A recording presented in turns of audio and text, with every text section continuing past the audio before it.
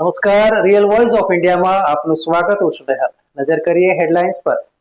Limbdi Ahmedabad highway પર બલગામડા circle પાસે dumper અને ટ્રક વચ્ચે અકસ્માત બાદ ટ્રકમાં લાગી આગ. ટ્રકનો ચાલક આગમાં થયો ભડથું.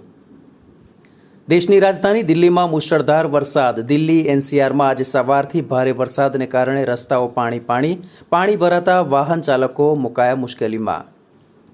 દિલ્હીમાં ધોધમાર વરસાદ વચ્ચે ઇન્દિરા ગાંધી ઇન્ટરનેશનલ એરપોર્ટ પર ટર્મિનલ 1ની છતનો કેટલોક હિસ્સો થયો ધરાશાયી. આ દુર્ઘટનામાં એકનું મોત, 4ને ઈજા. પવિત્ર અમરનાથ યાત્રાના યાત્રિકોની પ્રથમ બેચને ઉપરાજ્યપાલ મનોજ સિન્હાએ લીલી ઝંડી બતાવી પ્રસ્થાન કરાવ્યું.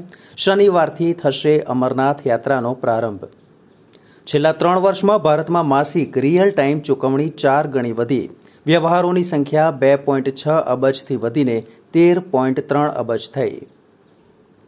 હવે પાકિસ્તાનમાં પણ મસ્જિદોમાં જોરથી લાઉડસ્પીકર વગાડવા મામલે વિરોધનો સૂર ઉઠ્યો.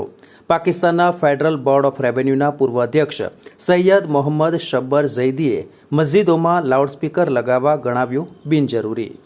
ન્યૂઝ, વ્યૂઝ અને એનાલિસિસ માટે આપ જોતા રહો રિયલ વોઇસ ઓફ ઇન્ડિયા. નમસ્કાર.